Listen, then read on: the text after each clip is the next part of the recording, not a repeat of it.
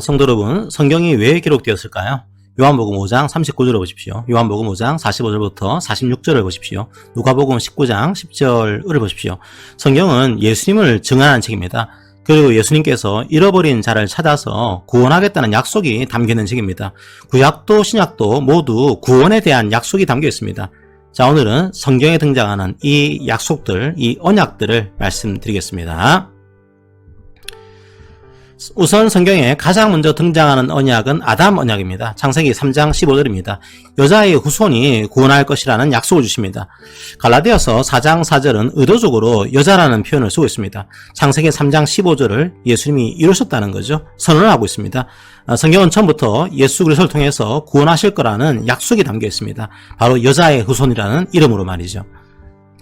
아브라함과 맺은 언약은 무엇이었습니까? 여자의 후손이 좀 더 구체적으로 나타납니다. 창세기 12장 2절을 보십시오. 창세기 13장 15절을 보십시오. 그리고 갈라디아서 3장 16절을 보십시오. 바울은 아브라함의 자손 한 사람을 통해서 복을 받을 거라고 설명하고 있습니다. 바로 그 자손이 예수 그리스도입니다. 그렇다면 복은 무엇입니까? 예수 그리스도를 통해서 받게 될 구원의 복, 영생의 복입니다. 바로 하나님께서 함께 하시는 복입니다. 그 다음으로 등장하는 언약은 모세의 언약입니다. 모세의 언약은 출애굽기 19장 5절과 19장 6절에 나와 있습니다. 하나님의 율법을 지키면 복을 받고 어기면 저주를 받을 거라는 거죠. 그러니까 모세의 언약은 행위를 강조하고 있는 것으로 볼 수 있습니다. 그런데 하나님께서 모세에게 율법을 주시면서 함께 주신 것이 있습니다. 성막을 만드는 방법을 함께 알려주셨습니다. 제사를 드리는 방법을 함께 알려주셨습니다. 왜죠? 만약 율법만 있었다면 이스라엘은 다 망했을 겁니다. 율법을 지키지 못한 죄를 용서받기 위해서 제사를 드려야 했던 거죠. 그런데 신약 성경에서는 성막과 제물과 제사장이 누구인지 설명합니다. 성막은 누구입니까? 바로 예수님이 성전입니다. 제물은 누구입니까? 바로 예수님이 제물입니다. 제사를 주관하는 대제사장이 누구입니까? 바로 예수님이 대제사장입니다. 모세 언약 속에서도 예수 그리스도가 나타납니다. 다윗 언약은 다윗의 나라가 견고할 것이라는 약속입니다. 그리고 다윗의 왕위가 영원히 견고할 것이라는 약속입니다. 그런데 다윗 왕가가 무너졌습니다. 예루살렘 성전이 무너졌습니다. 여기서 여러 가지 의문이 들 겁니다.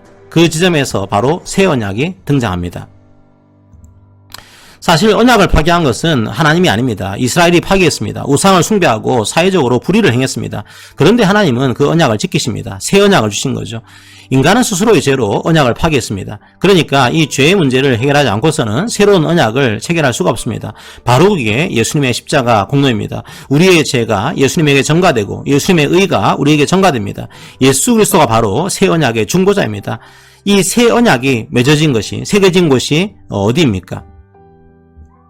바로 우리의 마음판입니다. 천하보다 부패한 그 마음에 십자가의 보혈로 새 언약을 새기신 겁니다. 마음판에 새겨진 언약을 파괴하는 것은 이제 불가능합니다. 그리고 새 언약은 우리를 용서하는 언약입니다. 그래서요, 언약의 핵심은 무엇입니까? 바로 하나님께서 우리와 함께 하시는 것, 그게 언약의 목적입니다. 하나님의 뜻대로 살아가는 것, 그게 목적이었던 거죠. 도대체 새 언약 아래 있는 사람들에게 어떤 일이 일어난 걸까요? 바로 우리가 성전이 되게 하셨습니다. 이제 예수 그리스도를 믿는 모든 사람들은 각자가 성전이 됩니다. 그게 바로 새 언약의 내용입니다. 그런데 도대체 왜 이런 언약을 하신 겁니까? 로마서 8장 38절에서 39절의 말씀을 읽어봅시다.